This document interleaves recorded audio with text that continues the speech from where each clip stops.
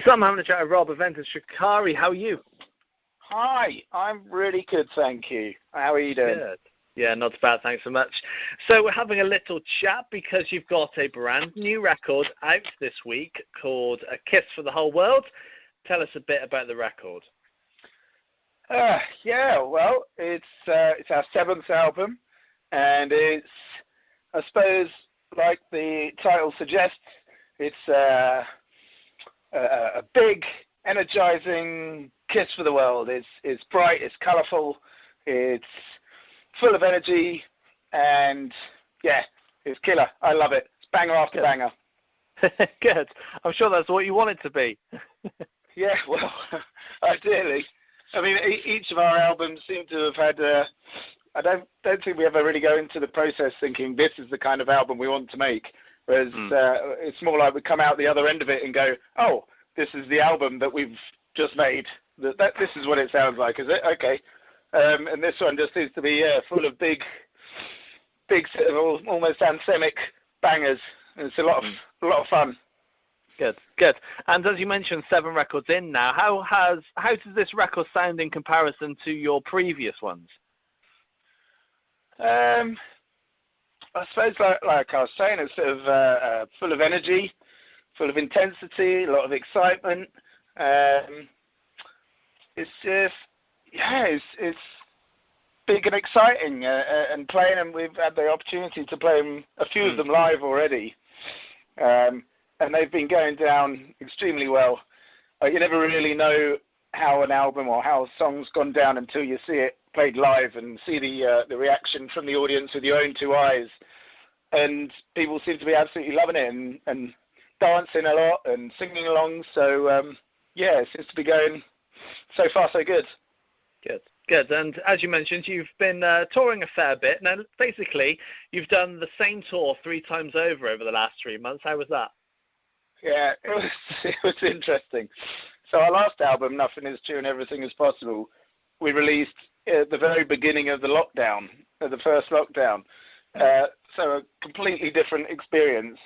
Basically, we didn't play any of the songs for about a year and a half live.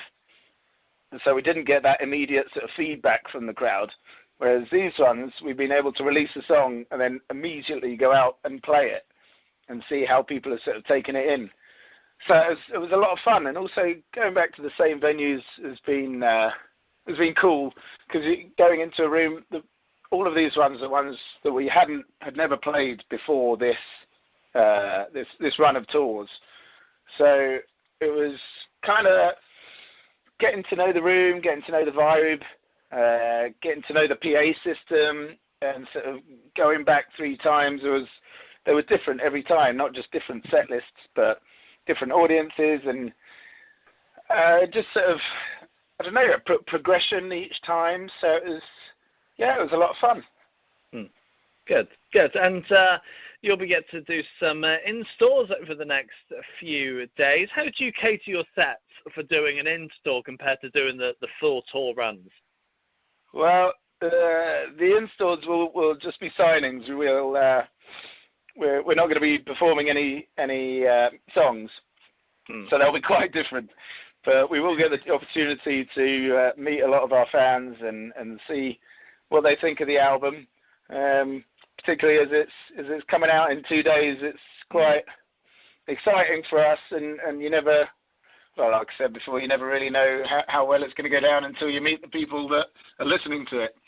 Although then I think when you do meet them, I think they're maybe biased because they're a bit excited to meet you, and so they want to please you and tell that it's great. It's it's really when you play it live and see them either dancing to it and singing along or not. That's the real test. Yeah, absolutely. And I've just looked and I've noticed all your records so far have yet to hit number 1 in the UK. Your last record hit number 2, but that's as high as you got. I'm sure you're hoping for a number 1 this time round. Well, you know what? We've hoped for a number 1 with all 6 of them, the 6 of the last ones. So number 7, we could keep our fingers crossed. Yeah, but I don't know. Let's see. Well, I know we're up against Taylor Swift and the 1975 have both got live albums coming out. So they're our biggest challenges, I think. You'll tip them, I'm sure.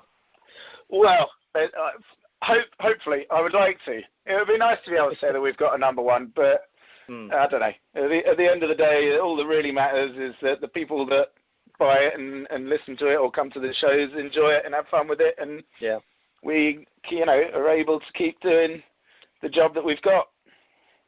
Absolutely.